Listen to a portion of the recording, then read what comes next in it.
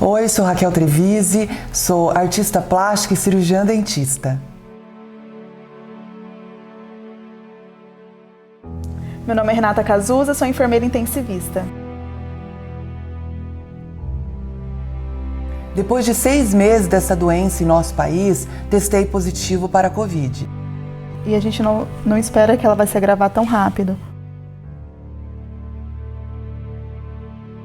Fiquei 1 semana na enfermaria e logo fui encaminhada para a UTI. Como eu tive uma experiência muito forte dentro da UTI, eu tenho grandes memórias de dentro, mesmo estando em coma, a minha relação com a Renata foi muito forte. Quando a Raquel chegou na unidade de terapia intensiva, foi um susto para todos nós. Por ser uma mulher jovem, com apenas 38 anos, com uma vida de atleta saudável, alimentação saudável, sem nenhum fator de comorbidade, inesperado para todos. Tá aí mais para comprovar que a doença ela não tá aí só para quem tem fator de comorbidade, só para obeso, diabético, hipertenso. A gente não esperava que ela fosse agravar de uma forma como ela agravou. Ela ficou grave, necessitando de 2 intubações, um período longo de intubação, sendo 16 dias de ventilação mecânica e levando nós a um susto mesmo. Nesse período que ela teve internada, houve realmente uma ligação muito forte entre nós.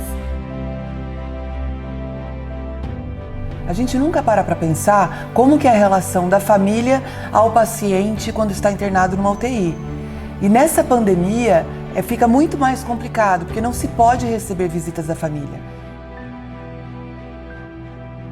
Então eles têm uma forma muito grande em relação à humanização, onde eles enviam pra gente, nós pacientes, vídeos e áudios diariamente de nossa família, o que deixa a gente sentir muito mais amparado durante todo esse tempo numa UTI.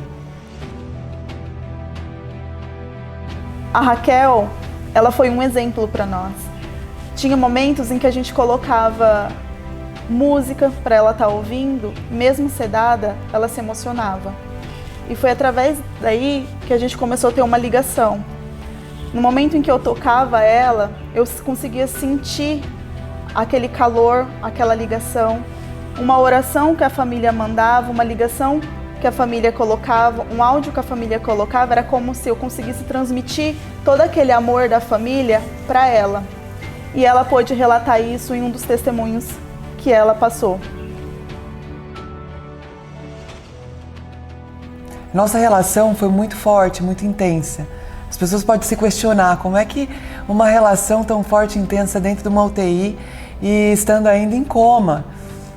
Na verdade, eu tive uma relação, uma vivência muito diferente da maioria. Eu tenho toda a minha memória de UTI. Na verdade, quando se usa um sedativo, é normal não se lembrar antes da UTI, durante a UTI, que seria a sedação, e pós a sedação. E eu tenho essa memória de antes e durante e depois. E sei o quão importante foi nossa relação. Isso foi um presente de Deus. Acredito que só através desse testemunho eu consigo tocar e transformar vidas. Ninguém para pensar como que um paciente pós-UTI grave, pós uma sedação, sai de uma UTI. Ninguém para pensar isso. Na verdade, a gente sai com muitas sequelas. Claro, na maioria das vezes, sequelas temporárias. Só que para isso, precisa de N fatores para a recuperação, como fisioterapia, como uma parte nutricional bem assistida, um apoio psicológico. Eu mesma saí mexendo só os dedos da UTI. Foi um susto para todo mundo. As famílias que não têm esse amparo, que não têm toda essa estrutura para poder receber um paciente pós-internação de UTI, seja ela de 1 semana, 14 dias, 1 mês, 60 dias, é um susto.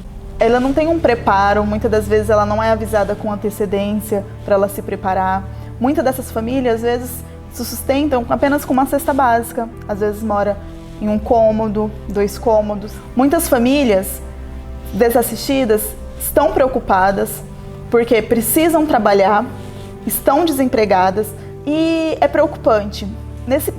Nessa conversa que eu tive com a Raquel, a gente fez vários questionamentos, eu pude passar para ela algumas das experiências que eu já passei em umas visitas familiares que eu já tive na época da faculdade, em que eu fazia visitas nessas famílias que são desassistidas, em que eles são humildes, em que eles necessitam desse acolhimento, desse abraço e às vezes até mesmo de uma palavra.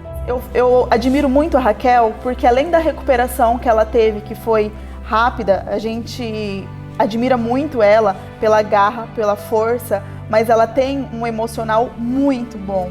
Eu nunca vi a Raquel chorar.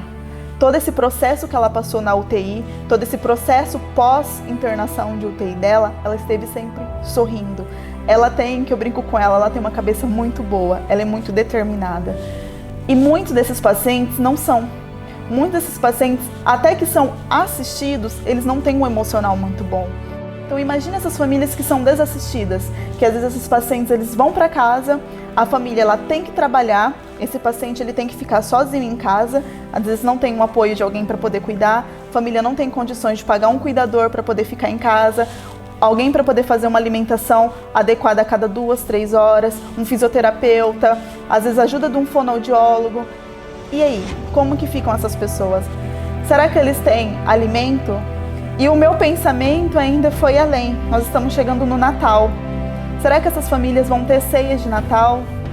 Será que eles vão ter algo para estar comemorando? Como que está esse emocional?